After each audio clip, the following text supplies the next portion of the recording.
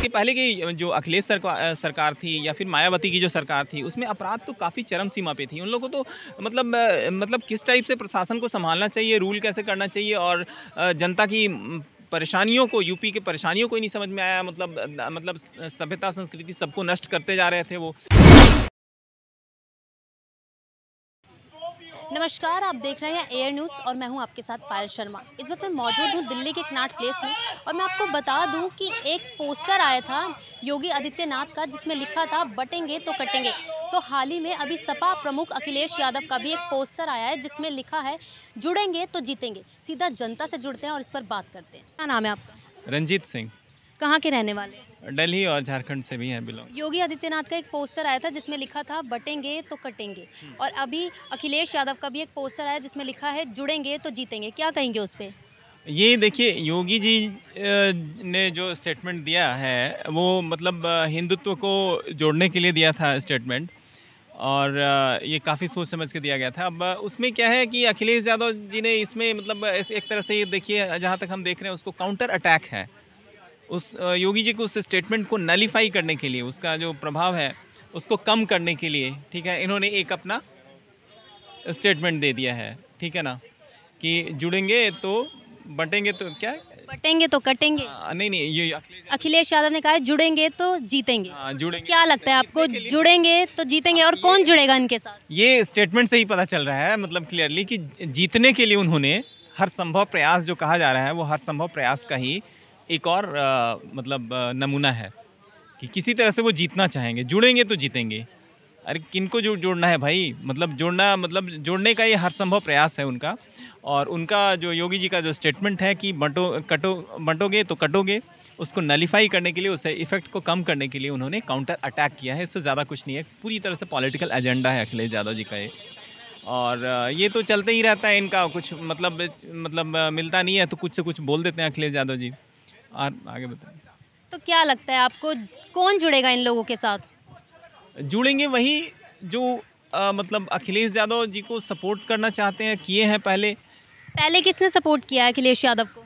Mainly तो मुस्लिम और यादव ही हैं उनके साथ, एमओआई समीकरण ही है, और कुछ SC ST वालों ने जो भी उनको अभी लोकसभा इलेक्शन में सपोर्ट कर दिया है, जो ज़्यादा सीटें लाने के लिए। तो आरक्षण का और संविधान के डर से, संविधान ख़त्म होने के डर से जो इन्होंने नैरेटिव क्रिएट किया था, तो उसकी वजह से जो SC ST वालों ने जो मतलब इनको सपोर्ट कर दिया। वैसे लोगों को ये जोड़ना चाह रहे हैं अपने यादव और मुस्लिम कैटेगरी में, ये SC ST वालों को भी जोड़ना चाह रहे हैं, और जोड़कर एक मतलब सिर्फ लोगों को जोड़ रहे हैं या पार्टी को भी जोड़ेंगे? प्रयास है पार्टी को जोड़कर बीजेपी को मतलब हराने का इनका, ठीक है। तो उस प्रयास से, इनका जो प्रयास है, लोग समझ रहे हैं इनके प्रयास को। तो इनका प्रयास क्या लगता है, सफल होगा या नहीं? नहीं, बिल्कुल सफल नहीं होगा ये तो। मतलब जो आप स्टेटमेंट दे रहे हैं उसी से पता चल रहा है कि ये किसी तरह से जीतने के लिए ये प्रयास कर रहे हैं, ठीक है। जो जीतने का मतलब इनको मुश्किल लग रहा है, उस चीज़ को मतलब किस तरह से उसको हर संभव प्रयास कर रहे हैं जीतने के लिए। क्या ये नारे आने वाले चुनाव पर कोई असर डालेंगे? आने वाला कौन सा चुनाव? हाँ, विधानसभा 10 सीट का। हाँ, फ़र्क तो पड़ेगा ही। हर कैटेगरी के लोग होते हैं। अब कुछ लोग इससे प्रभावित हुए होंगे, लेकिन ज़्यादातर लोग इसको समझेंगे इस चीज़ को। और ऐसे भी अखिलेश यादव के पहले के सारे चीज़ों को अब मतलब कोर्ट की तरीके से और हर तरह से मतलब लोग अवेयर हो चुके हैं। तो उनका तो वोट इस बार कटेगा ही, काफ़ी ज़्यादा मतलब कटेगा। और जीतने नहीं जा रहे हैं। 10 सीटों पर जो उपचुनाव हो रही है उसमें बीजेपी का ही अच्छा वर्चस्व रहेगा। तो आप कह रहे हैं कि बीजेपी ही जीतेगी? बिल्कुल, ज़्यादातर सीटों पर। किस दावे से आप ये कह रहे हैं? काम किया है रूट लेवल पे बीजेपी ने, काफ़ी यूपी में काम किया है। और डबल इंजन की सरकार जो रही है वो काफ़ी सक्सेसफुल रही है। चंद तरीके से काम किया, किसानों के लिए काम किया है, सड़कें बनाई है, ठीक है ना। योगी जी ने सड़कें बनवाई है, हाईवेज़ बनाए हैं, गडकरी जी ने काम किया है, ठीक है। सुरक्षा की दृष्टि से मतलब काफ़ी अभूतपूर्व काम किया है योगी जी ने, ठीक है ना। खास करके महिलाओं के लिए, बच्चों के लिए मतलब काफ़ी पूरा यूपी सुरक्षित है। महिलाएँ निकल सकती हैं, रात में निकल सकती हैं। अब आप महिलाएं निकलने की बात करिए, रात में कि निकल सकती हैं सुरक्षित, लेकिन अभी हाल ही में यूपी में एक करवा चौथ पे एक कांस्टेबल घर जा रही थी अपने करवा चौथ मनाने पर, उसके साथ जो दुष्कर्म हुआ है उस पर क्या कहेंगे? देखिए ये चीज़ें मतलब जो है पहले की तुलना में बहुत कम अपराध हुआ है, उस सेंस में मैं बोल रहा हूँ। ऐसा नहीं है कि वो चीज़ें, इतना बड़ा प्रदेश है और क्राइम का इतना जो हाई लेवल था वो एक ही बार ख़त्म हो जाएगा। लोगों को अभी भी काफ़ी ज़्यादा सचेत रहना पड़ेगा और वो वहाँ रहने वाले उन चीज़ों को महसूस कर रहे होंगे कितना सुरक्षा है कितना नहीं है।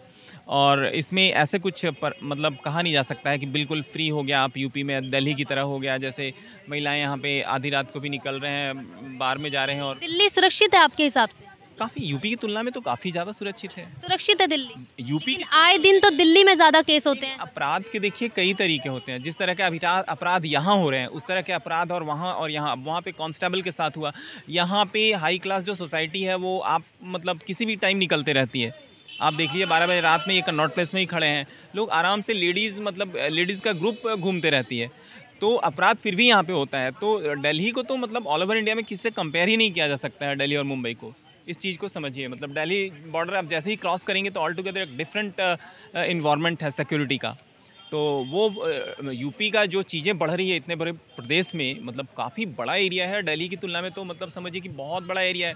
पॉपुलेशन भी 5-6 क्या 7-8 गुना ज़्यादा है दिल्ली से।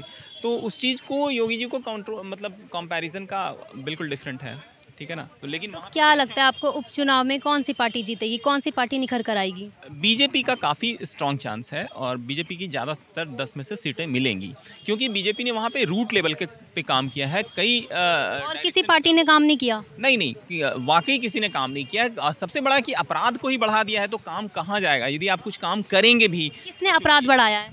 इसके पहले की जो अखिलेश सरकार थी या फिर मायावती की जो सरकार थी उसमें अपराध तो काफ़ी चरम सीमा पे थी। उन लोगों को तो मतलब किस टाइप से प्रशासन को संभालना चाहिए, रूल कैसे करना चाहिए और जनता की परेशानियों को, यूपी की परेशानियों को ही नहीं समझ में आया। मतलब सभ्यता संस्कृति सबको नष्ट करते जा रहे थे। वो इस हाइट तक ले चले गए थे मतलब कि उनको कुछ आइडिया ही नहीं लग रहा था। कोई कहे कि मतलब हाथी का मतलब ये कर रहे हैं और कहीं और घोटाले में पकड़े गए। मायावती की सरकार 106 करोड़ तो नोटबंदी में उनके रिलेटिव पकड़े गए। तो ये सारे मतलब सरकार चलाने में कहीं कोई स्टैंड नहीं करता। ये समाजवादी पार्टी हो या मायावती की पार्टी हो या और भी कोई पार्टियां यूपी की हो, कहीं स्टैंड ही नहीं करते हैं कि मतलब इनको सरकार चलाने का कोई भी मतलब आता पता नहीं है। कुछ से कुछ कर देते हैं, ठीक है, कुछ अच्छे कर देते हैं और 2-3 काम बुरे कर। अखिलेश यादव का दूसरे और कहना है कि यूपी में महंगाई बहुत ज़्यादा है।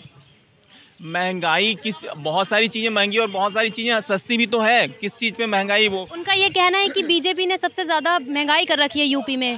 अरे महंगाई ऐसे थोड़े होता, और बहुत चीज़ें सहूलियत कर दी, लोगों की इनकम बढ़ा दी, डिजिटलाइजेशन किया, तो उससे सहूलियत ही हो गई ना। महंगाई बढ़ जाए ऐसा कैसे कहा जा सकता है? वो तो मतलब इकोनॉमिक्स का अलग कंसेप्ट है। महंगाई वगैरह कुछ भी नहीं बढ़ी है, सस्ती हुई है चीज़ें कंपैरिजन में। सस्ती हुई है? हाँ बिल्कुल, क्योंकि लोगों को हेल्प हुआ है, लोग कंफर्टेबल फील कर रहे हैं तो उन चीज़ों को अफोर्ड कर सकते हैं। आलू मान लिए कि पहले 20 रुपये मिल रहा था, अब 30 रुपये मिल रहा है, तो चंद तरीके से उनको फ़ायदा हुआ, तो 30 क्या वो 35 तक अफोर्ड कर सकते हैं, 40 तक अफोर्ड कर सकते हैं। इतनी सुविधाएँ हुई है, डिजिटलाइजेशन हुआ है, नौकरियाँ मिली हैं, रोजगार मिला है डिजिटलाइजेशन के थ्रू, ठीक है ना। एजुकेशन बढ़ा है, कम्युनिकेशन इतना ये हुआ है, तो लोगों का इनकम मतलब रोजगार करना आसान हो गया। रोडवेज बनेगा तो रोजगार करना आसान नहीं होगा, डिजिटलाइजेशन होगा तो रोजगार करना आसान नहीं होगा। तो रोजगार बढ़ी है या घटी गई? और रोजगार तो मतलब और ज़्यादा लोगों को मिल रही है, सहूलियतें हो रही हैं, ठीक है ना। एजुकेशन इंप्रूव हो रहा है और एजुकेशन वगैरह मतलब मेन तो सिक्योरिटी, सबसे प्राइम कंसर्न तो सिक्योरिटी है, जिसमें मतलब अभूतपूर्व काम किया है योगी सरकार ने, ठीक है। लोग सिक्योर्ड रहेंगे तभी तो फ्रीली चलेंगे, अपना एक इंसानी जीवन जो है मतलब काफ़ी सहूलियत के रास्ते पे रहेगा, ठीक है। तो ये तो सबसे इम्पॉर्टेंट कंसर्न था जो यूपी के पहले किसी भी गवर्नमेंट ने सिक्योरिटी में इस तरह से कभी स्टेप्स नहीं ले पाई थी, पूरी तरह से नाकाम थी। चाहे वो किसी की भी यूपी में सरकार हो या फिर अदर किसी भी स्टेट में। यूपी में तो ऐसे ही क्राइम काफ़ी हाई रेट पे है, तो उसको कंट्रोल करना बहुत बड़ी चैलेंज ऐसे भी थी। तो ये योगी जी ने तो मतलब पूरी तरह से उसको कंट्रोल करके दिखा दिया। अब कोई छिटपुट क्राइम हो रहा है तो उसको हम मीडिया वालों से काफ़ी आग्रह करेंगे कि उसको चीज़ को हाईलाइट, उस चीज़ को तो इससे पहले जो पार्टी थी वो क्राइम को कंट्रोल नहीं कर पा रही थी? बिल्कुल नहीं, अखिलेश सरकार तो पूरी तरह से नाकाम थी। अखिलेश सरकार देखिए, इतने बड़े बड़े गैंगस्टर और माफियाज पकड़े गए हैं जिसको योगी जी ने उसको मतलब निकाल के सच में उनको मतलब धूल और मिट्टी में मिला दिया। कितने को इनकाउंटर किया, इनकाउंटर कर में ऐसे थोड़े मुस्लिम ही है सिर्फ, उसमें टॉप में तो ब्राह्मणों का ही लिस्ट बता रहे हैं लोग, उसके बाद राजपूतों का लिस्ट बता रहे हैं और लास्ट में है मुस्लिम्स का। तो ये हर कैटेगरी के हर एक कास्ट को वो जहाँ पे आपराधिक प्रवृत्ति के लोग मिल रहे हैं, बिल्कुल जात पात की कोई भेदभाव ना करते हुए कोई भी अपराधी मिल रहा है तो उसको निकाल के उसको कानूनन सजा दी जा रही है, कानूनन हो रही है, तो बुलडोजर का भी एक्शन हो रहा है। तो यदि पूरी तरह से पता है तभी वो बुलडोजर एक्शन कर रहे हैं, और उनके गैर कानूनी प्रॉपर्टी पे उसको मतलब जब्त किया जा रहा है, तोड़ा जा रहा है, सरकार के ज़मीनों पे जो कब्जा किए हैं, ये सारे अच्छे काम हो रहे हैं जिससे तो योगी सरकार कर रही है सारे अच्छे काम। बिल्कुल देखिए, देश की सबसे बड़ी समस्या क्या है? करप्शन को दूर करना। और करप्शन किसने किया करप्शन को दूर? सबसे ज़्यादा योगी सरकार ने किया है। योगी सरकार ने। हाँ, मतलब मुझे लगता है आफ्टर इंडिपेंडेंस ऐसा किसी सीएम नहीं किया है।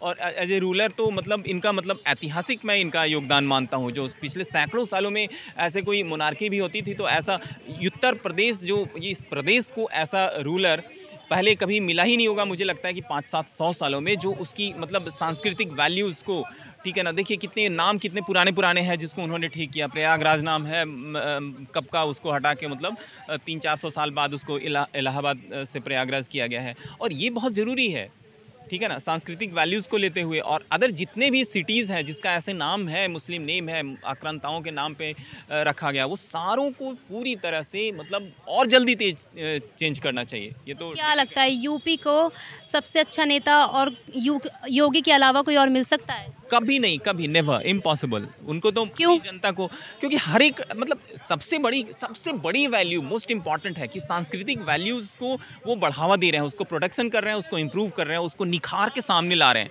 जो कि बहुत ज़रूरी है।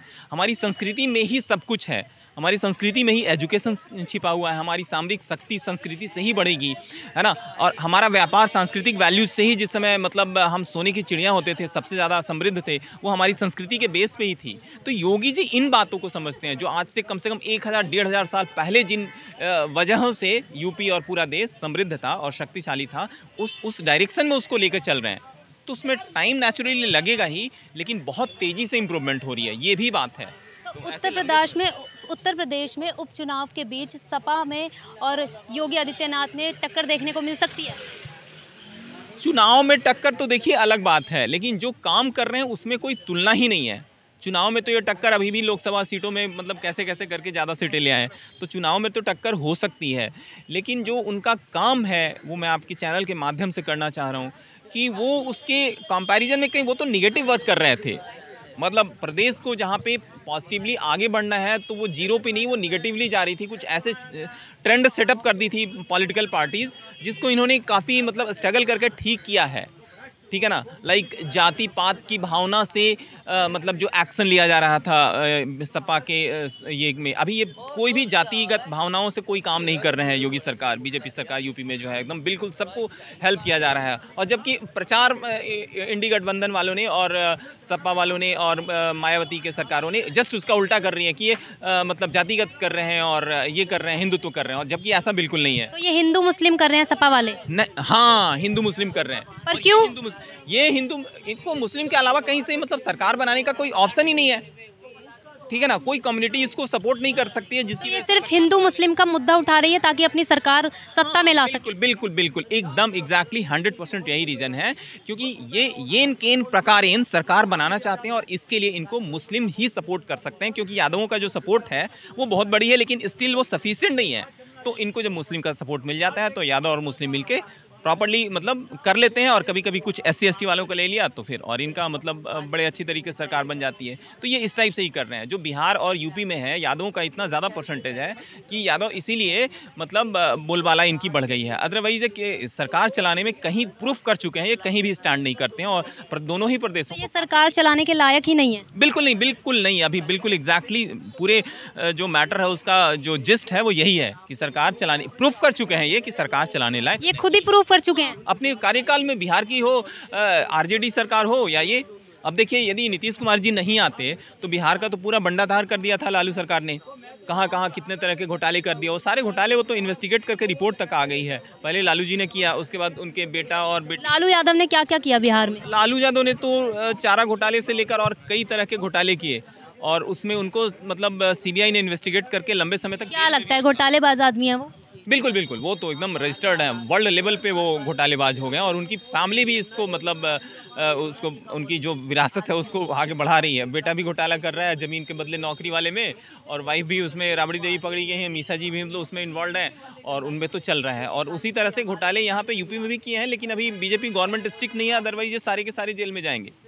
ठीक है, इतनी बड़ी। नीतीश कुमार के काम से आप खुश हैं? बिल्कुल बिल्कुल, नीतीश ने तो बिहार को बचाया ना। नीतीश मतलब समझिए कि योगी के पहले जो नीतीश कुमार जी का जो सरकार था वो उतने अच्छे सीएम, समझिए पूरे स्टेट में शराब तक बैन कर दिया, इतने बड़े स्टेट में। भले ही वो सक्सेसफुल किस एक्सटेंट तक है वो एक अलग बात है, वो तो बाद में नीचे लेवल के प्रशासन जो है वो किस टाइप से उसको हैंडल करती है उस पर डिपेंड करता है। अदरवाइज उन्होंने पूरे स्टेट में शराब बंद की। सोचिए कोई मतलब प्रशासक रहेगा, सीएम रहेगा, पूरा सिंसियर रहेगा, वही कर सकता है अपनी पब्लिक के लिए कि भाई ये दारू ना पिए, ठीक है ना। और स्ट्रिक्ट कई बार स्टेटमेंट दिया कि भाई लोग मर रहे हैं, तो उसके बाद मीडिया वालों ने कहीं पूछा कि मर रहे हैं तो इसमें क्या क्या, तो जो पिएगा तो मरेगा ही। मतलब उन्होंने मतलब काफ़ी और हर तरह से डेवलपमेंट किया, एजुकेशन को सुधारा, प्रशासन को सुधारा। सुशासन बाबू तो उनको कहा ही जाता है, ठीक है। परफेक्शन भले ही मैं नहीं कह रहा हूँ कि हर तरह से वो सही किए, लेकिन उन्होंने काफ़ी हद तक बिहार को आफ्टर इंडिपेंडेंस वैसा सीएम तो कभी मिला ही नहीं। और वो बिहार में नहीं, अदर स्टेट्स में भी उनका और पूरे बिहार का नाम उन्होंने किया। एक बहुत ज़्यादा मतलब लालू ने मतलब पीछे कर दिया था, वो बिहार में पूरा नाम किया उन्होंने। और अभी भी देखिए उनकी सोच समझ को मैं काफ़ी तारीफ़ करता हूँ कि बीजेपी को उन्होंने दोबारा भी सपोर्ट किया, और बीजेपी उनकी मतलब वाकई गहराई में जो समझ थी उनकी और निकल के अंदर में आ ही गया। पूरे दिल से बीजेपी को सपोर्ट किया खुल के। और अभी बीजेपी सरकार सत्ता में है सेंटर में, उन्हीं की वजह से, चंद्रबाबू नायडू जैसे पढ़े लिखे इंडस्ट्रियलिस्ट और सीएम दोनों की वजह से। मतलब तो समझदार लोगों की कमी नहीं है, लोगों को पॉजिटिवली अच्छे पॉलिटिशियंस भी हैं तो, और नीतीश कुमार जैसे अच्छे पॉलिटिशियंस हैं जिन्होंने अपने पूरी फैमिली को सेक्रीफाइस किया, अपने बेटों को भी नहीं किया। किस टाइप का भ्रष्टाचार का उन पर कोई आरोप नहीं है।